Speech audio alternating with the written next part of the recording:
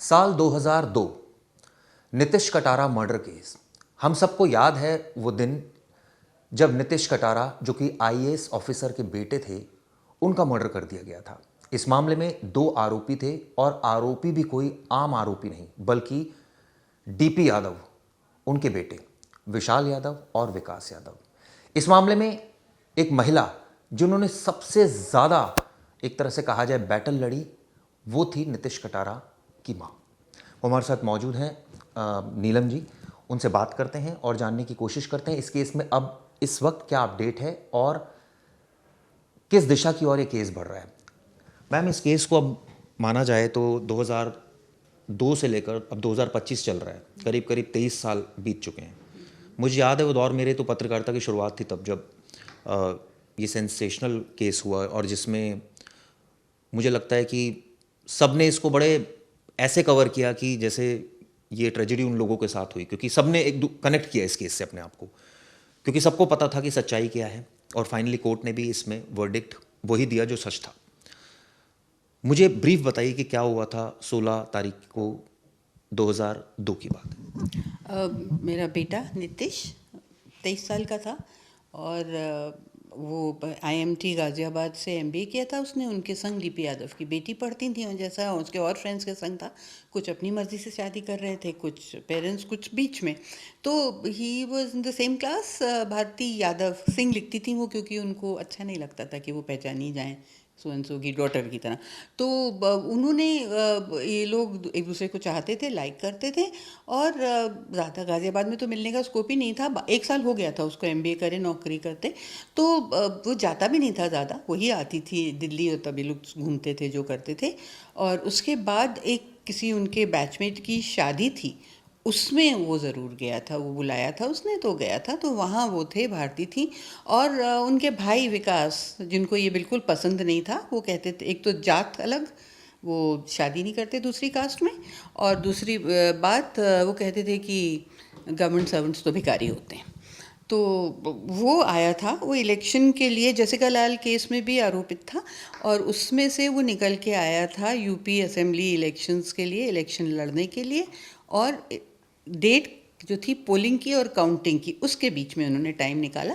वो इस शादी में आए और नीतीश को बुलाया बात करने के लिए। तो भारती का भाई बात कर रहा है, तो जैसे हम लोग के बच्चे होते हैं, वो इतने प्यार में और सब चीज़ में पले होते हैं, उनको ये तो सोच ही नहीं सकता था वो कि ऐसा होगा। तो ये ज़रा सा स्टेप आउट किया, वहाँ से उससे बात की। और पहले थे गवाह जिन्होंने देखा था, गेटमैन वगैरह ने, बट वो सब मुकर गए थे और उसको ले गए। उसके बाद उसका पता नहीं चला, उसकी लाश मिली आधी जली हुई और उसको हथौड़े से मार के पास की खाई में डाल दिया था और तेल छिड़क के और जला दिया था। तब हमें खबर मिली, फिर हम गए, आइडेंटिफाई किया। सबने मना किया कि आप कहाँ जा रही हैं वहाँ, तो मैंने कहा नहीं वो है तो मैं जाऊँगी, और क्योंकि और कोई कर भी नहीं सकता था, इतनी बुरी हालत थी। वो हुआ, उसके बाद फिर चार्जशीट हुई, फिर केस दिल्ली शिफ्ट किया गया, क्योंकि उनके फादर जो थे उनका इतना ज़्यादा रसूख था। एक वो थे नेता और एक क्रिमिनल छवि के नेता थे। तो जी, तो उनको इसलिए ये माना सुप्रीम कोर्ट ने कि ये केस जो है फ्री एंड फेयर नहीं हो पाएगा गाज़ियाबाद में, तो इसलिए उसको दिल्ली शिफ्ट किया। फिर यहाँ केस चला, ऊंच नीच करते करते भारती को इन्होंने बाहर भेज दिया था, लंबी कहानी। और फिर इसको 2015 13 साल बाद हाई कोर्ट ने अपना वर्डिक्ट सुनाया, और जिसमें पहले तो सेशंस कोर्ट ने 2008 में लाइफ इम्प्रिजनमेंट दिया। फिर हम हाई कोर्ट के पास गए कि इसको बढ़ाइए, हमने मौत की सज़ा मांगी थी, बस सज़ाए मौत देने के बजाय उन्होंने कहा हम एनहांस तो करेंगे, बट इसको instead of simple life sentence हम इसको बढ़ा देते हैं कि ये 20 साल तक, जो पहलवान तीसरा भी था अभियुक्त, उसको 20 साल तक नहीं मिलेगी रेमिशन नहीं मिलेगी। उसके बाद वो मांग सकता है, ये नहीं कि 20 साल बाद छोड़ देंगे। और विकास और विशाल को उन्होंने 30 साल कहा था, जिसमें 5 साल उसका था, 25 प्लस 5 साल था रसूखों के संग खिलवाड़ करने का। तो वो सुप्रीम कोर्ट में बाद में 5 साल जजेस ने कह दिया था कि वो लाइफ इम्प्रिजनमेंट के जो 25 साल मिनिमम है उसी में आ जाएगा, वो था। और फिर वो सुप्रीम कोर्ट ने उसको 2016 में यही कहा कि हम ये 5 साल कर रहे हैं कंकरेंट। उसके अलावा जो हाई कोर्ट ने कहा है कि life imprisonment with no remission for 25 years और 20 in the case of Sukhdev Pehlwan बिल्कुल वही का वही हम मान रहे हैं। ये 2016, सो 2002 से 2016 14 साल था ये पूरा 14 साल हो गए। अब आप सुखदेव, मैं अभी खबर देख रहा था, अभी हाल ही में खबर आई जिसमें सुखदेव पहलवान जो तीसरा आरोपी था, जिस पर आरोप था कि उसने 20 मर्डर में उसका एक्टिव रोल था, उसको छोड़ दिया गया। हाँ, वो बहुत ही शॉकिंग था क्योंकि हम नहीं सोचते थे कि सुप्रीम कोर्ट को उसको हाई कोर्ट का सेंटेंस जो कि सुप्रीम कोर्ट द्वारा भी माना गया था। एक तो पहली बात, अगर 2 जज बेंच सुप्रीम कोर्ट ने माना है उसको, तो आप दूसरी 2 जज बेंच उसको कैसे कर सकती है? एट बेस्ट एक हायर बेंच को अगर वो रिक्वेस्ट करें या कुछ तो हो सकता है, तो वो कंसिडर कर सकते हैं। मगर कि सुप्रीम कोर्ट की 2 जज बेंच सुप्रीम कोर्ट की दूसरी 2 जज बेंच से खिलवाड़ कर रही है। और फिर दूसरी बात यह कि इतना बड़ा मिस इंटरप्रिटेशन, ये तो कहा ही नहीं गया कि उसका मैक्सिमम उसको 20 साल दिया जाएगा या इनको 25 साल दिया जाएगा। That was the minimum threshold, जिससे पहले ये मांग भी नहीं सकते थे कि हमें रेमिशन दे दिया जाए। 20 साल बाद छोड़ा गया, तो 20 साल का तो आप खुद ही कह रही हैं कि तब तक रेमिशन नहीं था, उसके बाद वो कंसिडरेशन कर सकते थे। उसके बाद तो consider, हाँ। तो 20 साल तो उसने जेल में काटे ही हैं सुखदेव पहलवान ने, तो ऐसे में आपका अब इसको लेकर आप दोबारा रिव्यू में जाएंगे सुप्रीम कोर्ट? हाँ, विचार है बिल्कुल। अब हमारे वकील देख रहे हैं उसको, क्योंकि मतलब ये तो किसी तरह से गले से चीज़ नहीं उतरती, क्योंकि इस 20 साल के बाद उसने सेंटेंस रिव्यू बोर्ड के सामने वो गया, जो कि दिल्ली गवर्नमेंट का होता है, कानून ये कहता है। और इनफैक्ट वहाँ भी दिल्ली गवर्नमेंट को बहुत काफ़ी कुछ डांट पड़ी, मैं कह सकती हूँ, कि आपने पहले क्यों नहीं किया और ये क्यों। तो दूसरी बेंच ने सुप्रीम कोर्ट की इनसे कहा कि आप जल्दी करिए, और उन्होंने उसको जल्दी कंसिडर किया और उन्होंने मना कर दिया कि इसने जैसे काम किए थे वाइल ड्यूरिंग हिज इम्प्रिजनमेंट और बाकी जैसा, तो उन्होंने कहा कि नहीं, अभी ये सोसाइटी में खुला छोड़ने के लायक नहीं है। तो ये करीब 17 या फिर हाँ गाज़ियाबाद, उन्होंने वहाँ से भी पूछा था, देहरादून से भी, तो 20 तारीख थी वो मार्च की, जो उन्होंने रिजेक्ट करके इनको भेजा। और लंबा चौड़ा रिजेक्शन का वो जस्टिफिकेशन भी है कि नहीं, अभी ये इस लायक नहीं है। तो वो बात मान ली गई, और उसके फिर थोड़े ही दिन बाद उसने कहा कि ठीक है, उसने भी मान लिया। और फरलो उसकी रिजेक्ट हुई थी हाई कोर्ट ने, तो उसने कहा अब हम फरलो के लिए अप्लाई कर सकते हैं क्योंकि हमारे 20 साल हो गए। उसने फरलो के लिए अप्लाई किया, मगर उस वक्त जो बेंच थी उन्होंने कहा कि इनका तो वो भी सुना जाना चाहिए कि इनको पूरा छोड़ दिया जाए क्योंकि इनके 20 साल हो गए। तो उनसे कहा गया रिवाइज लगाओ, सुप्रीम कोर्ट की तरफ से आया कि आप रिवाइज वो लगाइए। फिर उन्होंने रिवाइज एप्लीकेशन लगाई जो सुनी गई, और उसमें मैं तो कहे बिना रह ही नहीं सकती कि जो इसके पहलवान के वकील थे वो जज थे इसी केस में, जब मैं खुद इन पर्सन अपेयर हुई हूँ हाई कोर्ट में 2016-17 में। और उसके बाद वो चीफ जस्टिस भी रहे दूसरे स्टेट के। और जब मैंने ये पॉइंट आउट किया कि ही शुड रिक्यूज़ इटसेल्फ क्योंकि ये एथिकल नहीं है, तो उन्होंने कहा नहीं, इसमें तो मैं जज था 2016 में दिल्ली हाई कोर्ट में जब मेरे सामने ये हुआ था, और अब तो मैं वकील हूँ। तो मुझे तो बिल्कुल नहीं समझ में आया क्या नाम है उनका? नाम आप मुझसे ही कहलवाएंगे। ठीक है, सिद्धार्थ मृदुल जी थे, and he was justice, he is justice Siddharth Mridul, he मतलब वाज। सिद्धार्थ जी ने ये फैसला सुनाया था और फिर वही वकील बन गए। हाँ, उन्होंने दूसरा फैसला सुनाया था इसी केस में। एक पैरोल की एप्लीकेशन लगी थी, फरलो की एप्लीकेशन लगी थी, उसमें वो बेंच पे थे। एक दो बार तो अपने इंडिविजुअल में थे और एक बार डबल बेंच पे भी थे। तो एज जज वो एक केस सुना था और फिर उन्होंने एज वकील इसमें अपेयर हुए। नॉट दैट कि उससे कोई बहुत कमाल हो रहा है, मगर एक तरह से बुरा लगा कि इतना किसी का रसूख है कि कोई as somebody who's been a chief justice will not even, you know, एक सेल्फ रिस्पेक्ट होती है। तो मुझे नहीं मालूम कि क्या हुआ, बट मैं सोचती हूँ कि जज के ऊपर एक तरफ से एक एक्स चीफ जस्टिस बोल रहा है किसी स्टेट का और एक तरफ से मेरा वकील बोल रहा है। आई डोंट नो कि ये क्लैश ऑफ इंटरेस्ट में आएगा कि नहीं आएगा, बट जज साहब ने उस वक्त सुप्रीम कोर्ट में यही कह दिया कि I leave it to him. तो दिस वॉज पेनफुल कि इतना रसूख कैसे होता है लोगों का। पेनफुल तो ये भी था कि आपने शुरुआत से इस पूरे मामले में आप डेथ सेंटेंस के लिए गए थे, लेकिन फाइनली डेथ सेंटेंस तो आपकी नहीं मानी। नहीं मानी गई, डेथ सेंटेंस नहीं मानी गई, और इसीलिए आपको लगता है कि केस डेथ सेंटेंस के लिए बिल्कुल फिट था? भाई जब देखिए, जब हाई कोर्ट ने, सुप्रीम कोर्ट ने मना कर दिया, उसके ऊपर तो मैं नहीं कहती क्योंकि यही कहा जाएगा कि माँ तो चाहेंगी। बट मुझे इसलिए माँ वाला चीज़ तो अलग है, ये एक ऑनर किलिंग का केस था। और आज भी जब मैं पेपर उठा के देखती हूँ, रोज़, and I am saying without exaggeration, रोज़ कि इन्होंने कर दिया, इनका सर कटा मिला, बेटी का वो बॉडी सूट के, और नहीं तो पेड़ पे लटके मिले। ऑनर किलिंग चल रही है और हमारे देश में ऑनर किलिंग के अगेंस्ट कोई कानून नहीं है। तो इस पे अगर एक हो जाता मृत्यु दंड, और जितनी जल्दी होता है उसके हादसे के बाद उतना और अच्छा हो जाता, और ये साफ मैसेज जाता कि भाई ऑनर किलिंग नहीं टॉलरेट करी जाएगी और इसमें मृत्यु दंड ही मिलेगा। तो शायद मतलब महिला सशक्तिकरण तो ठीक है, मगर ये कह दिया गया है कि अब आप मतलब शादी अपनी पसंद से नहीं करेंगी, यहाँ जब आपकी पढ़ लीजिए, लिख लीजिए, नौकरी कर लीजिए, मगर इसमें आप नहीं। तो ये महिला सशक्तिकरण जो है ये बिल्कुल बाउंड्री के संग है। तो ये क्यों है? इसलिए ये मैं सोचती हूँ कि अगर इसमें डेथ पेनल्टी हो गई होती तो वो तो जाता ही मैसेज कि आप कितने भी रसूखदार हों, आप कानून से ऊपर नहीं हैं। और मगर उससे बड़ा ये मैसेज जाता कि ये जो सो कॉल्ड ऑनर किलिंग है ये गलत है और ये बर्दाश्त नहीं की जाएगी। तो इस बात का मलाल है आपको? मुझे बिल्कुल मलाल है, क्योंकि इतना सब कुछ करके और ऑनर किलिंग वहीं की वहीं है, होती रहती है, रोज़ केस होते हैं और वो अलग से काउंट भी नहीं होती है। किसी स्टेट से अगर पूछा जाता है कि आपके यहाँ कितने ऑनर किलिंग हुए तो उनके पास नहीं है, वो कहते हैं नहीं, पता नहीं, क्योंकि वो तो मर्डर में ही आ जाता है अगर पकड़ा जाता है। बिल्कुल मलाल है, इसलिए मलाल है। और मैं सोचती हूँ कि अगर वो हो गई होती उस वक्त डेथ पेनल्टी, सही या गलत मालूम नहीं, हाईकोर्ट ने जो किया वो पूरे सम्मान से मैं ठीक है मानती हूँ, मगर हो गई होती तो ये पिछले 2016 से लेके और 2024 तक जो मैं आए दिन कोर्ट में होती थी, क्योंकि इन 3 हैं तो इसमें से कोई ना कोई लगा देता था परोल के लिए या फरलो के लिए, जो कि नहीं अलाउ होती थी क्योंकि वो राइडर लगा हुआ था कि इतने साल तक नहीं होगी, बट लगातार परलो के लिए लगाते रहते थे। तो उसको जाके फाइट तो करना ही पड़ता था और उसमें हाई कोर्ट ने हमारी लगातार सुनी। एक माँ के लिए कितना मुश्किल था। आपने तो बड़े, मैंने देखा वो दौर भी जब ये हादसा हुआ, उसके बाद फिर आपने लीगल बैटल लड़ी और उसके बाद फिर आपके हस्बैंड की भी डेथ हो गई अगले ही साल घटना के।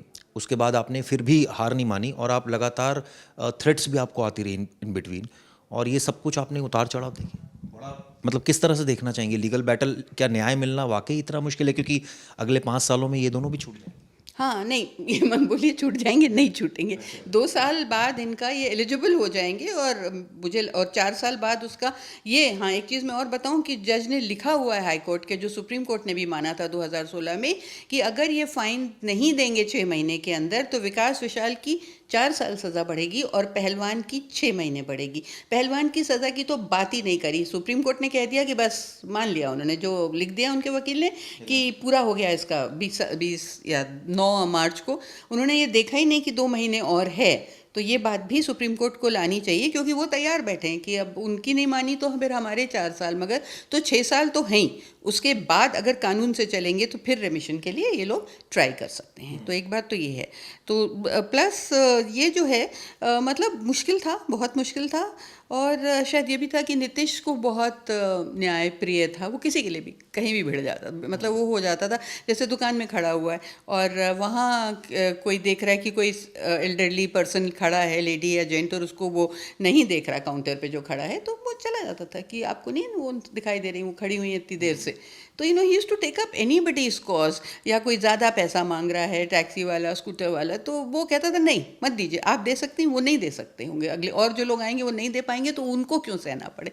So these kind of things, तो उसके लिए बहुत बड़ा चीज़ था न्याय। तो इसलिए मैं सोचती थी कि ऐसे व्यक्ति को तो न्याय मिलना ही चाहिए। और फिर और सबके लिए, और बच्चों के लिए, जैसे मैंने कहा कि ऑनर किलिंग जैसी चीज़ को ऐसे ही मतलब रिजेक्ट कर दिया जाता है। और फिर दूसरी चीज़ जो और बड़ी है वो हमारी कंट्री में, और मालूम नहीं उसमें कितना चेंज आया, ये क्राइम इन मतलब ये जो है सज़ा, मतलब जो पॉलिटिक्स में जो क्राइम है या जो क्राइम में जो पॉलिटिक्स है वो भी हाईलाइट करी। और वहाँ एक तरह से मुझे कुछ सेटिस्फैक्शन हुआ कि एक पॉइंट प्रूव करना था, वो हो गया। उसका असर होगा कि नहीं, कि आप कितने भी रसूखदार हों, अगर गलत काम करेंगे तो सज़ा मिलेगी। लेकिन इसके लिए तो आपने, बात ठीक है, आपने फाइट भी तो बहुत किया, मतलब ये कोई आसान बैटल नहीं थी। आपको धमकियां मिलती रही, आदमी 10 बार टूटता है। कई बार हो सकता है जीवन में आप ऐसे मौके आए हो, आप खुद रोए भी हो, आपको बहुत परेशानी हुई हो, परिवार से आपने शेयर भी किया हो, बैक स्टेप भी आप जा रहे हो कि बस अब मुझसे नहीं होता। हाँ, वो है क्योंकि कभी कभी लगता था तो मैं बस कहती थी भगवान से कि भाई मुझसे नहीं हो रहा, ये पोटली मैंने बांध के रख दी, आप संभालो। और कुछ होता था कि एक आध दिन में कहीं से कोई सोल्यूशन अपने आप ही समझ में आता था या कोई आता था, मालूम नहीं। मगर एक चीज़ मैं बताऊँ, पिछले साल दिल्ली हाईकोर्ट बार एसोसिएशन ने एक अवार्ड मुझे दिया जो मैंने बहुत हम्बली एक्सेप्ट किया, and that was fight for freedom award. तो मुझे यही लगा कि मेरा आदर किया एंड आई एम बहुत कृतज्ञ हूँ उनकी, मगर फाइट फॉर फ्रीडम क्यों करना पड़ता है हमको? मतलब fight for justice, very sorry, fight for justice था वो, न्याय की लड़ाई। तो न्याय के लिए हमें लड़ना क्यों पड़ता है? आप कॉन्स्टिट्यूशन का प्रियम्बल देखिए, पहला वो है to ensure justice, social, economical, political, सब। तो इसलिए मुझे लगा कि आज भी अगर न्याय चाहिए तो हम लड़ेंगे। और अभी तक तो दूसरी साइड से लड़ रही थी, अब तो पता नहीं, मतलब लड़ तो नहीं सकती उनसे, मगर मुझको लगता है कि सुप्रीम कोर्ट ने मुझे हरा दिया। ऐसा क्यों लगता है आपको? इसलिए लगता है कि वो सज़ा साफ साफ लिखी हुई है कि वो क्या है, और वो मान नहीं रहे हैं और उसको छोड़ दिया। वो फरलो पे निकला हुआ था, ये कह दिया कि फरलो ख़त्म होने के बाद उसको वापस भी नहीं आना है, वो सीधा छूट के जाएगा। तो अभी रिव्यू ला रहे हैं, मगर बिल्कुल क्लियर था, मेरा रिक्वेस्ट था कि सज़ा बढ़ाई जाए, इसलिए नहीं तो वो छोड़ देते, सिंपल लाइफ इम्प्रिजनमेंट। उसके बाद 14 साल के बाद रिव्यू के लिए वो सेंटेंस रिव्यू बोर्ड के पास जाता रहता, हम लड़ते रहते वहाँ, और हो सकता है कि ज़्यादा रह जाता उससे। तो इसलिए ये बुरा लगा कि इसको कैसे ऐसे मान लिया गया कि 20 साल की सज़ा है। 20 साल तो मिनिमम था, मैक्सिमम नहीं था, और ये मैं अभी भी नहीं मानती। इस हिसाब से विशाल और विकास के जो 25 साल है वो कब पूरे हुए? इसका पूरा हो रहा है, विकास का 25 साल पूरा हो रहा है 2 साल बाद।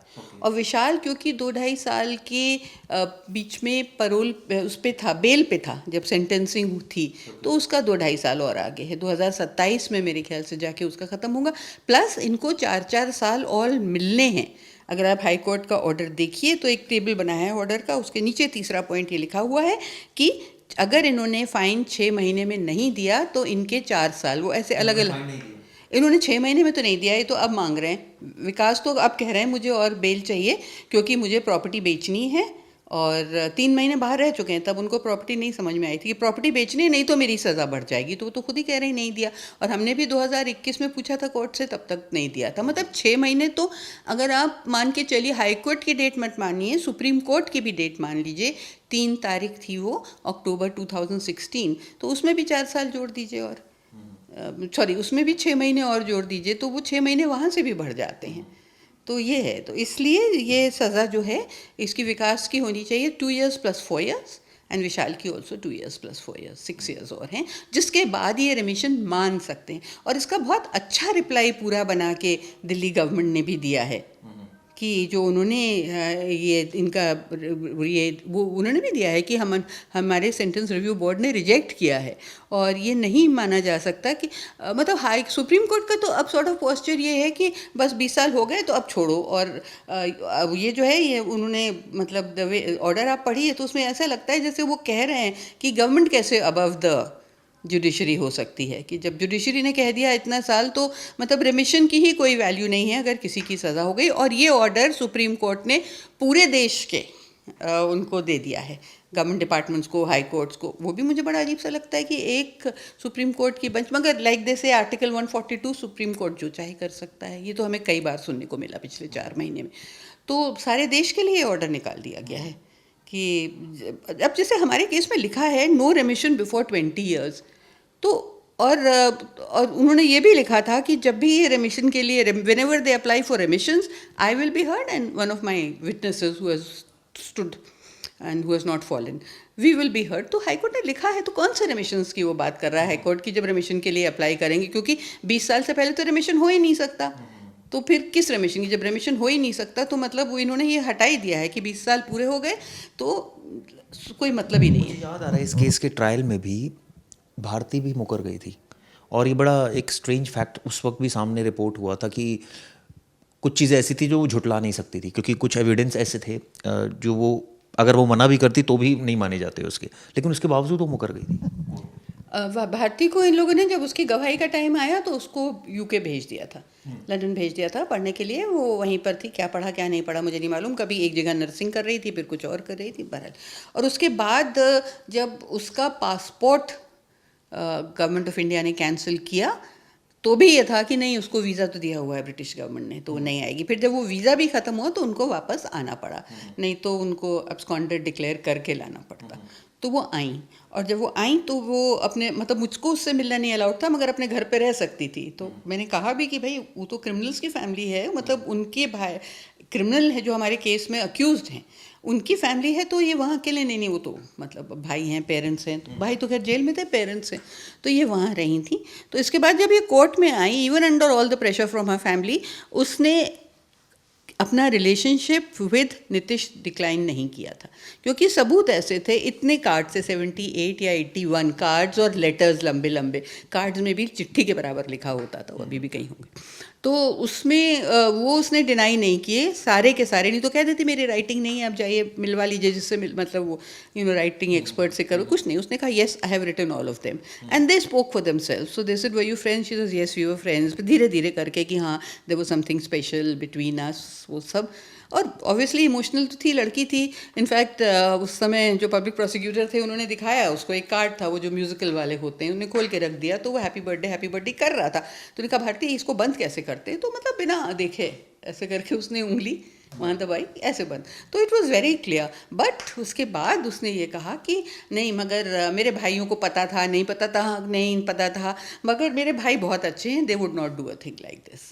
तो ये उसने एक फाइन लाइन रखी कि रिलेशनशिप है मगर मेरे भाई ऐसा नहीं करेंगे, ये था। लेकिन उसके बावजूद कोर्ट ने इन चीज़ों को नहीं माना। नहीं, कोर्ट ने मतलब उसको सज़ा तो हुई। हाँ, अगर ये कह देती शायद कि मेरे भाइयों ने मारा है तो परहैप्स डेथ हो जाती, मगर सज़ा तो हुई, इमोशनल उसका बिल्कुल क्लियर था। लेकिन आपको एक चीज़ का मलाल है कि इसमें डेथ होनी चाहिए।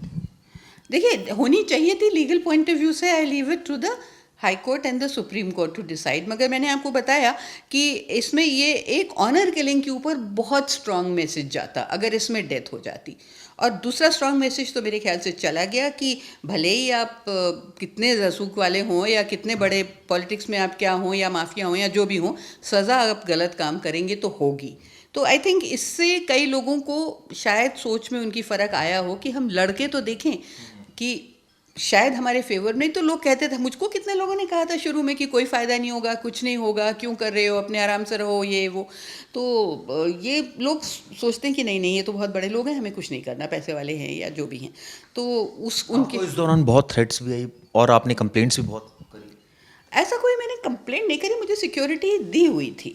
तो मतलब मेरा बड़ा क्लियर था कि लड़ना है तो लड़ना है, दाएं बाएं कौन है क्या है वो कोई फ़र्क नहीं पड़ता। हाँ, अब जो हुआ है ये चीज़, इससे डेफिनेटली क्योंकि बहुत लोगों ने मेरा साथ दिया था, आप सब लोग थे, प्लस पब्लिक में इतने लोग थे, इतने लोग आते थे जिनके संग कुछ घर में चाहे वो डाउरी डेथ हो, चाहे ऑनर किलिंग हो, या इतने लोग एडवाइस लेने आते थे, बात करने आते थे। तो मैं यही कहती थी कि नहीं, अगर तुम सच बोल रहे हो तो लड़ो और न्याय मिलेगा।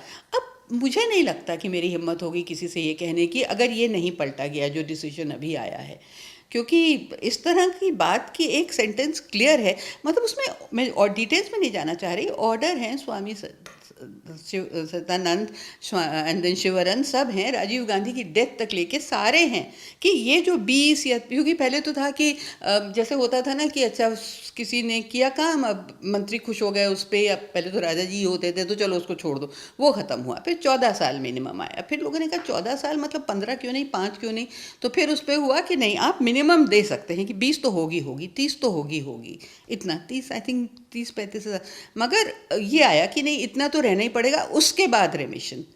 तो ये सब आया इतना बढ़ के धीरे धीरे, और अब उसके बाद आप कह रहे हैं कि नहीं वो तो 20 साल हो गए तो अब छोड़ दो। स्टेट का भी कोई वो नहीं है, मतलब स्टेट को काफ़ी सुनना पड़ा है इस दिल्ली गवर्नमेंट को इसमें, हम इस केस में, कि आपने ये क्यों किया, वो क्यों किया। लगता है कि प्रभाव का इस्तेमाल किया गया होगा। अब ये मैं नहीं कहना चाहती, ये मैं कैसे कहूँ, क्योंकि प्रभाव का इस्तेमाल किया गया मैं कहूँगी तो दोनों, जिसने किया और जिस पे किया है दोनों ही आ जाते हैं, और जिस पे किया तो बहुत बड़े हैं, तो इसलिए मैं नहीं कहना चाहूँगी। वरना क्यों ऐसा हो रहा है कि वो मैंने बताया ना कि आके उनकी तरफ से एक फॉर्मर चीफ जस्टिस आर्ग्यू कर रहे हैं जो यहाँ पर जज थे हाई कोर्ट में, हम के सामने अपेयर हुए थे।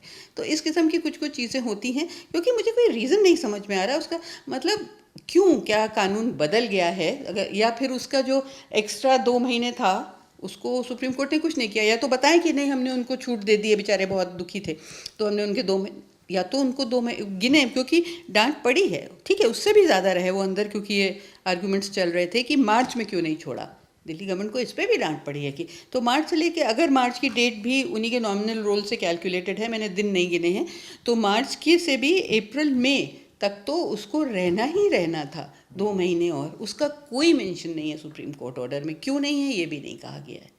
चलिए, मैम ने क्लियर कट बताया कि किस तरह से न्याय तो मिला, लेकिन अभी भी उनको ऐसा लगता है कि इस पूरे केस में शायद न्याय प्रॉपरली नहीं मिला, क्योंकि जितनी सज़ा मिलनी चाहिए थी उतनी सज़ा नहीं मिली। ऐसे में अब ऑब्वियसली मैम का कहना है कि वो सुप्रीम कोर्ट में रिव्यू पिटीशन दाखिल करेंगी। देखना है कि कोर्ट का इसमें क्या रुख होता है आने वाले वक्त में, क्योंकि इसमें अभी 2 आरोपी जेल के अंदर हैं, लेकिन एक आरोपी सुखदेव पहलवान को छोड़ दिया गया है और ये कहा गया है कि उसने 20 साल कंप्लीट कर लिए अपनी सज़ा के। आपका इस पर क्या व्यू पॉइंट है दोस्तों, ज़रूर बताइएगा। अगर ये वीडियो आपको पसंद आई तो हम मैम से फिर रिक्वेस्ट करेंगे कि वो और इसको और डिटेल में इस बाबत बात करें। धन्यवाद दोस्तों।